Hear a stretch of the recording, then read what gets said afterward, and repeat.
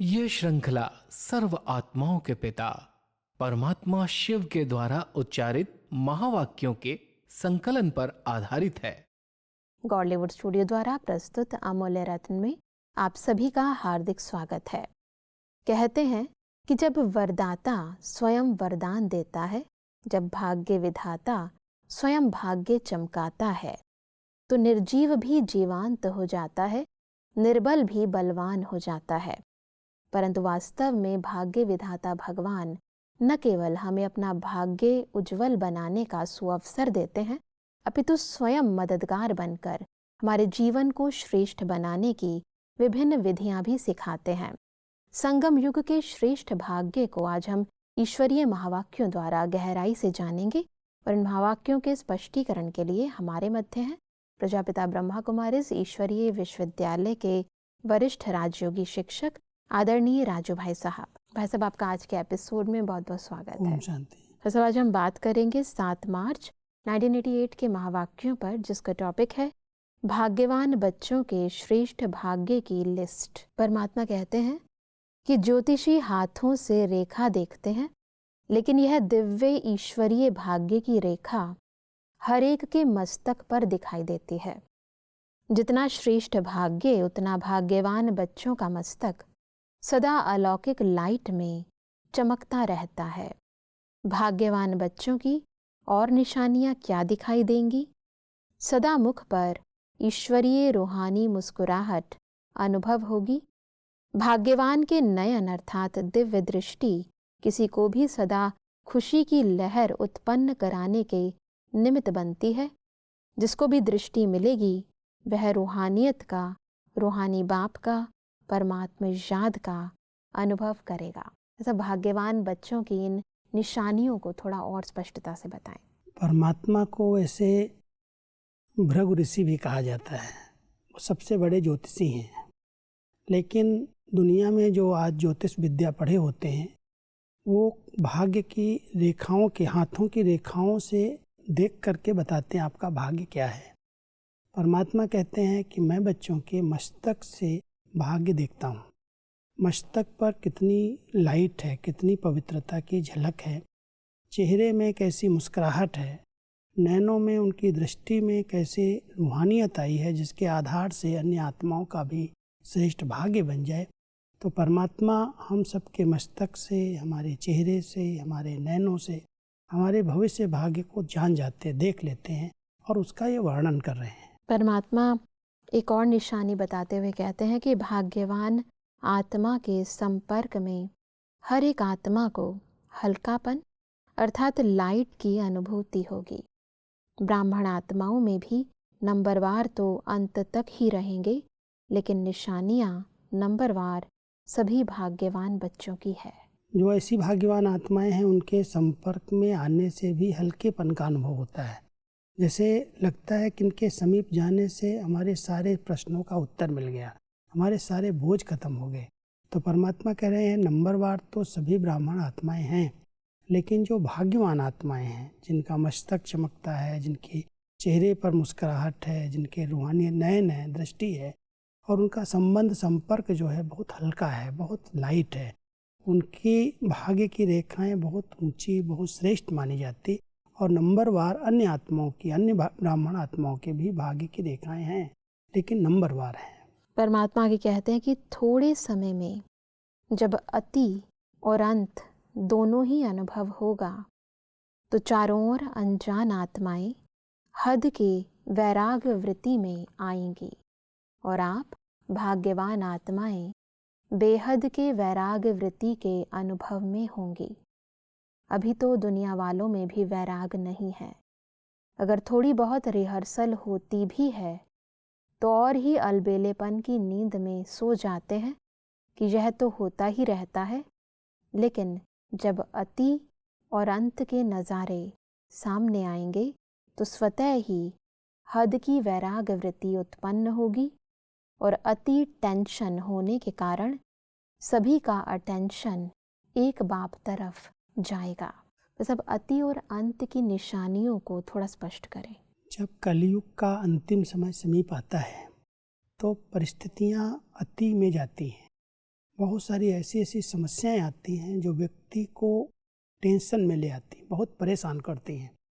और जब इतना टेंशन में व्यक्ति आ जाएगा, कलयुग की कलह कलेश की दुनिया में एक के बाद एक परिस्थिति ठीक होगी, दूसरी आ जाएगी, तब परमात्मा कहते हैं इन आत्माओं में वैराग्य आएगा। अभी तक वैराग्य नहीं आ रहा है। कोई ऐसी बातें देखते हैं, मानो थोड़ा बहुत कहीं गृह युद्ध हुआ, लड़ाई झगड़ा हुआ या कोई तूफान आया प्रकृति का, थोड़े समय के लिए वैराग्य आता है, समझते हैं फिर ऐसे ही हो जाए, तो चलता ही रहता है। लेकिन जब कलयुग का अंत समीप आ जाता है तो अंत के समय परिस्थितियां विकराल रूप में, अति के रूप में आती हैं। और जब अति होने लगती है, अनेक आत्माएं शरीर छोड़ने लगती हैं, अचानक मौत होने लगती है, उस परिस्थिति को देख करके अंदर अंदर टेंशन में आता, बहुत तनाव पैदा हो जाता है। बिल्कुल। और उस तनाव के बाद ही उसके अंदर वैराग्य आता है। ये सब ऐसे ही खत्म हो जाएंगे, सब ऐसे ही चले जाएंगे। तो परमात्मा कहते हैं अभी वो अंत का समय समीप आ रहा है, और जब अति कलयुग की हो जाएगी और हर प्रकार की परिस्थितियां विकराल रूप में आएंगी, तब व्यक्ति बहुत टेंशन में आएंगे। इसलिए परमात्मा कहते हैं अभी वो समय समीप आ रहा है जो हर एक आत्मा का परमात्मा की तरफ अटेंशन जाएगा। वही सबके रक्षक हैं, वही हमें मदद कर सकते हैं, इन दुखों से, इन परेशानियों से वही हमें छुड़ा सकते हैं। ऐसे अंदर की एक स्मृति आएगी जब उनके अंदर वैराग्य वृत्ति आएगी। परमात्मा आगे कहते हैं उस समय सर्वात्माओं की दिल से आवाज निकलेगी कि सबका रचयिता, सभी का बाप एक है, और बुद्धि अनेक तरफ से निकल एक तरफ स्वतः ही जाएगी। ऐसे समय पर आप भाग्यवान आत्माओं के बेहद के वैराग्य वृत्ति की स्थिति स्वतः और निरंतर हो जाएगी, और हर एक के मस्तक से भाग्य की रेखाएं स्पष्ट दिखाई देगी। अभी भी श्रेष्ठ भाग्यवान बच्चों की बुद्धि में सदा क्या रहता? भगवान और भाग्य। परमात्मा ऐसे समय का नज़ारा हम सबके सामने ला रहे हैं जब चारों तरफ से हाहाकार होगा, अति के अंदर व्यक्ति बहुत परेशान होंगे। उस समय सबका ध्यान परमात्मा की तरफ जाएगा कि भगवान कहीं रचयिता, कहीं सृष्टि का आया हुआ है, वो हम सबको इन सब दुखों से छुड़ाएगा, मुक्त करेगा। तो एक तरफ उन आत्माओं का ध्यान परमात्मा की तरफ जाएगा, और दूसरी तरफ आप भाग्यवान बच्चे जिन्होंने उसकी इतनी समय से पालना ली है, वो आपका भाग्य, अंदर से वैराग्य वृत्ति होगी, सारी सृष्टि जाने वाली है, लेकिन अंदर का एक नशा होगा कि हमने तो जो पाना था सो पा लिया, वाह भाग्य, वाह मेरा बाबा भाग्य विधाता। उसकी स्मृति आपको निरंतर बनी रहेगी, और अपने भाग्य पर भी नाज होगा, खुशी होगी कि हमारा कितना श्रेष्ठ भाग्य भगवान ने पहले से ही बना दिया। परमात्मा आगे कहते हैं कि अमृत वेले से अपने भाग्य की लिस्ट निकालो। भाग्यवान बच्चों को अमृत वेले स्वयं बाप उठाते भी हैं और आह्वान भी करते हैं। जो अति स्नेही बच्चे हैं, उन्हों का अनुभव है कि सोने भी चाहें तो कोई सोने नहीं दे रहा है, कोई उठा रहा है, बुला रहा है। बस अब अमृत वेले के इस श्रेष्ठ भाग्य को स्पष्ट करें। परमात्मा पिता हमारे दिनचर्या के हर समय के भाग्य का वर्णन कर रहे हैं। जब दिन का प्रारंभ होता है, अमृत वेला होता है, तो भाग्यवान आत्माएं जो बहुत समीप हैं, उनको अनुभव होता है कि कोई मुझे उठा रहा है, जगा रहा है। सवेरा होते ही बच्चे उठो, और ऐसे लगता है कि जैसे वो हमारा आह्वान कर रहे हैं। बच्चों को सब शक्तियाँ देने के लिए परमात्मा मुझे बुला रहे हैं।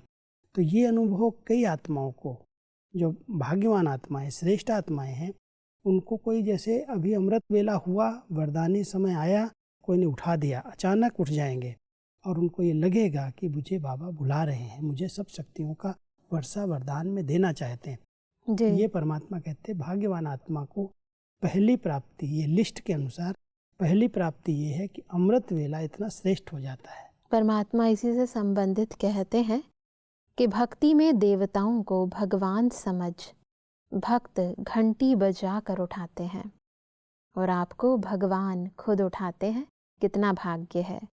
अमृत वेले से लेकर बाप बच्चों के सेवाधारी बन सेवा करते हैं, और फिर आह्वान करते हैं, आओ बाप समान स्थिति का अनुभव करो, मेरे साथ बैठ जाओ। बस अब इस भाग्य को स्पष्ट करें।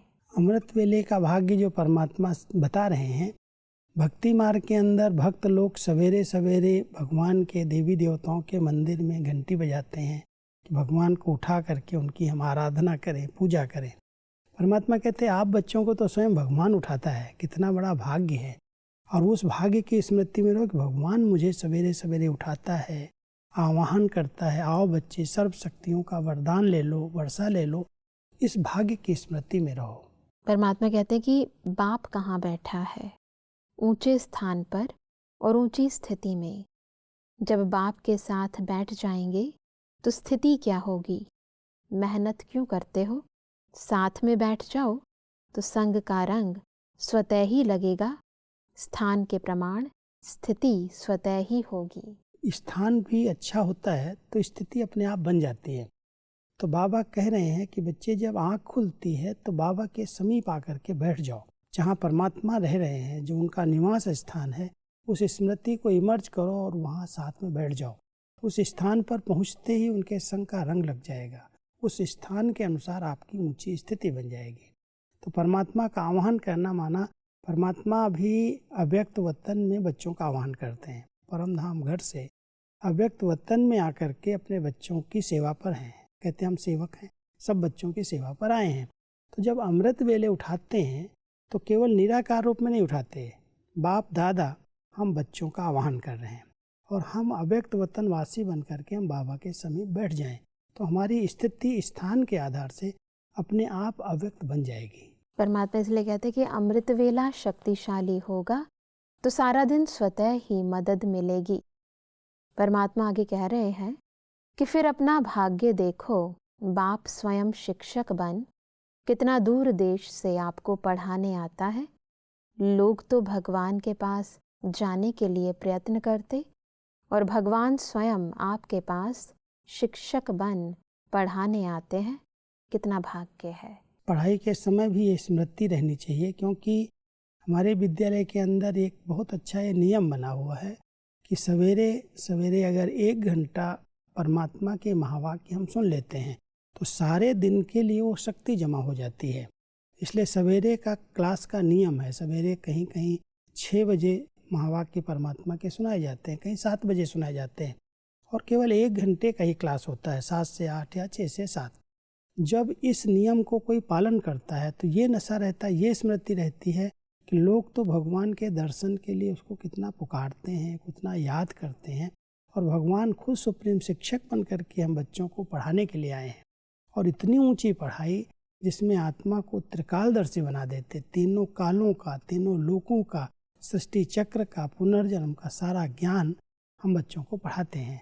तो ये नशा रहे कि स्वयं भगवान हमारा शिक्षक और वो हमें पढ़ाने के लिए रोज आते हैं। परमात्मा कहते हैं कि जैसे बाप अथक सेवाधारी बन सेवा करते हैं तो बाप समान बच्चे भी अथक सेवाधारी।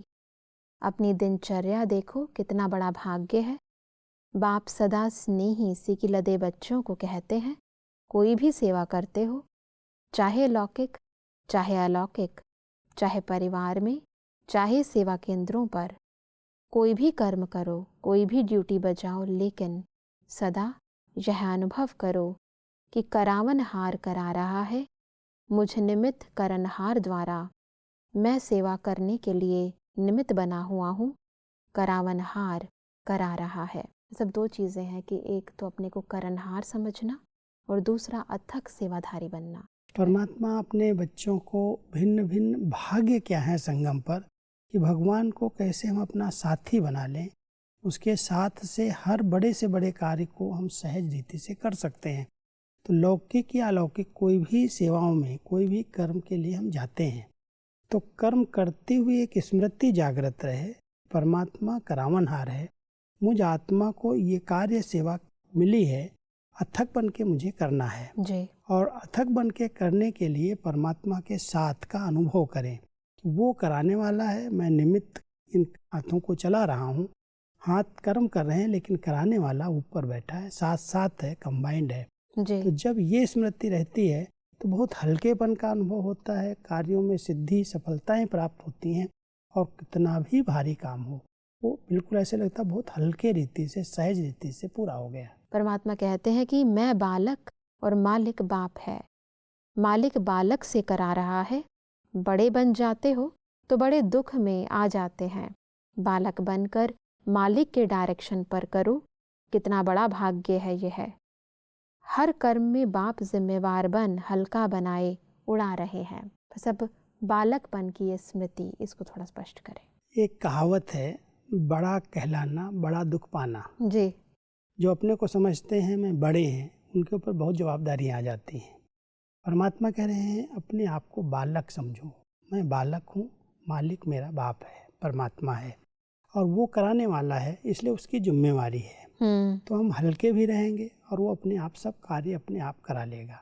अगर हम बड़े बन करके करेंगे तो कई जवाबदारियां आ जाएंगी, टेंशन पैदा होगा। जी। अगर हल्के रहना है तो ये स्मृति सदा रहे कि वो मालिक है, मैं उसका बालक हूँ, कराने वाला वो है, मुझे निमित्त बनाया है, मैं कर रहा हूँ।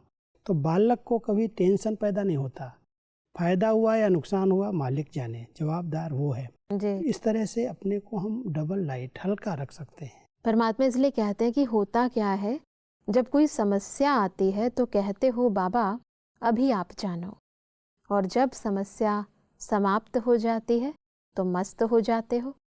लेकिन ऐसे करो ही क्यों जो समस्या आवे।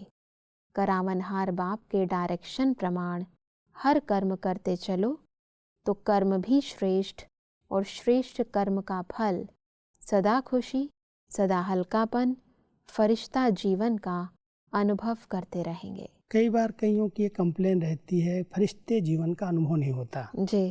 परमात्मा उसकी ये विधि बता रहे हैं कि ये स्मृति सदा बनी रहे कि करावनहार बाबा करा रहा है। तो जितना खुशी में रहेंगे, हल्के रहेंगे, जवाबदारियां बाबा को अर्पित कर देंगे, वही फरिश्ता स्थिति है।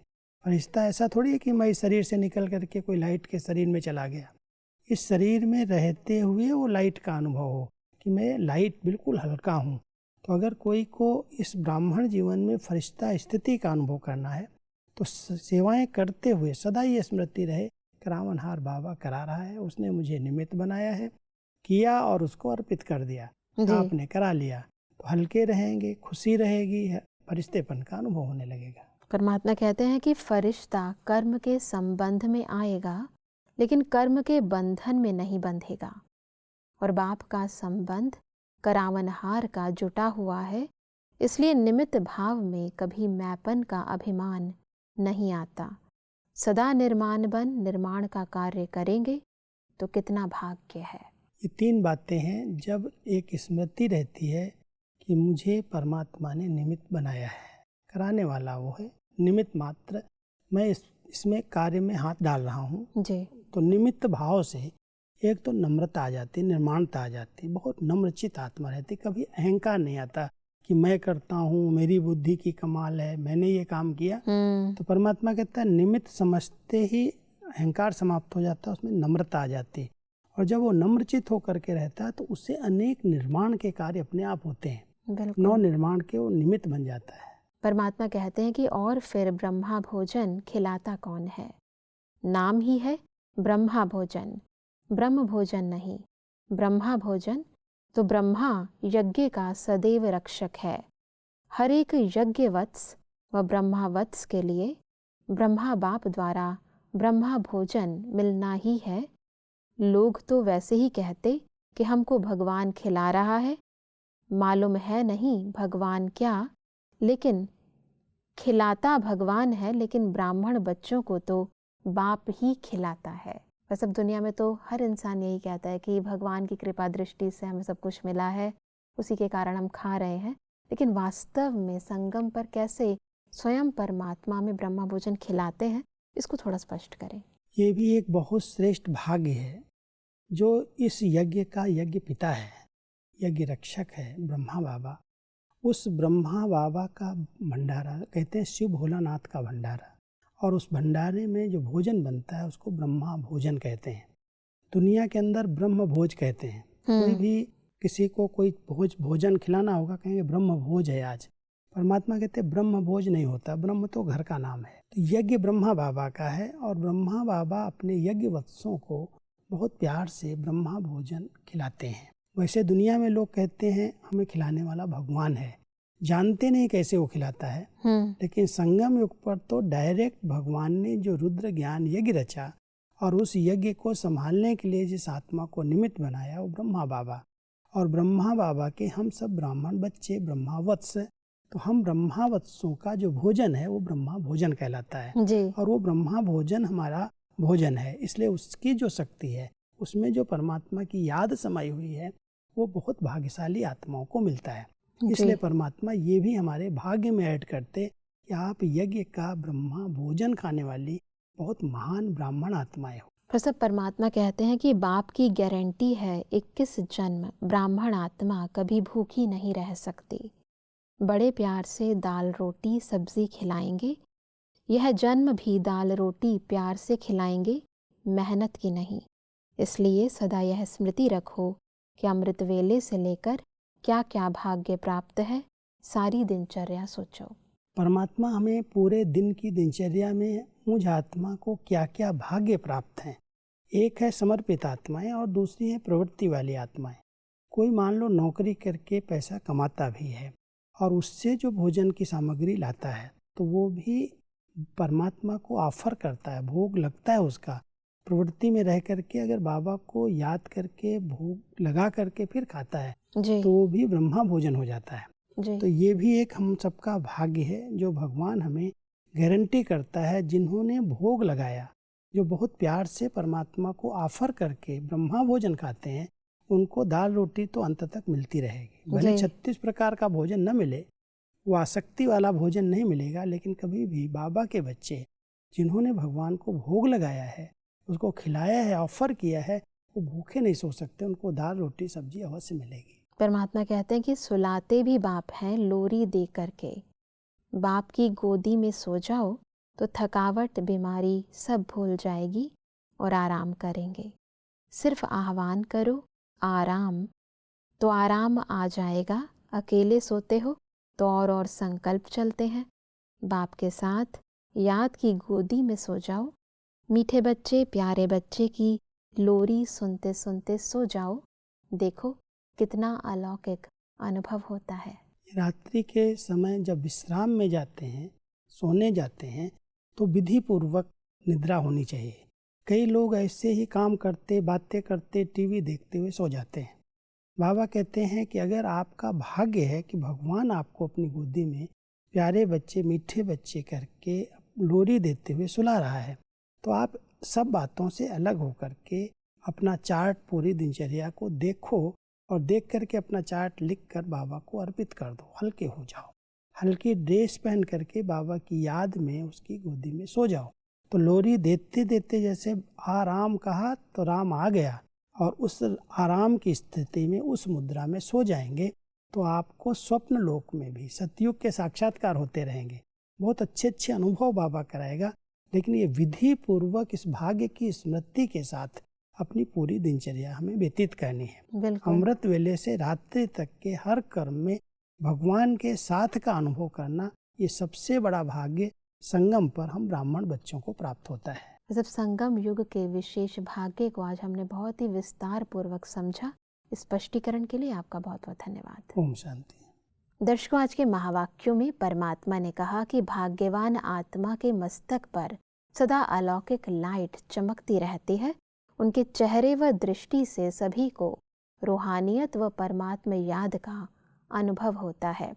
परमात्मा ने कहा कि हमें अमृत वेले से लेकर संपूर्ण दिनचर्या में रात्रि तक अपने भाग्य व भाग्य विधाता की स्मृति में रहना है।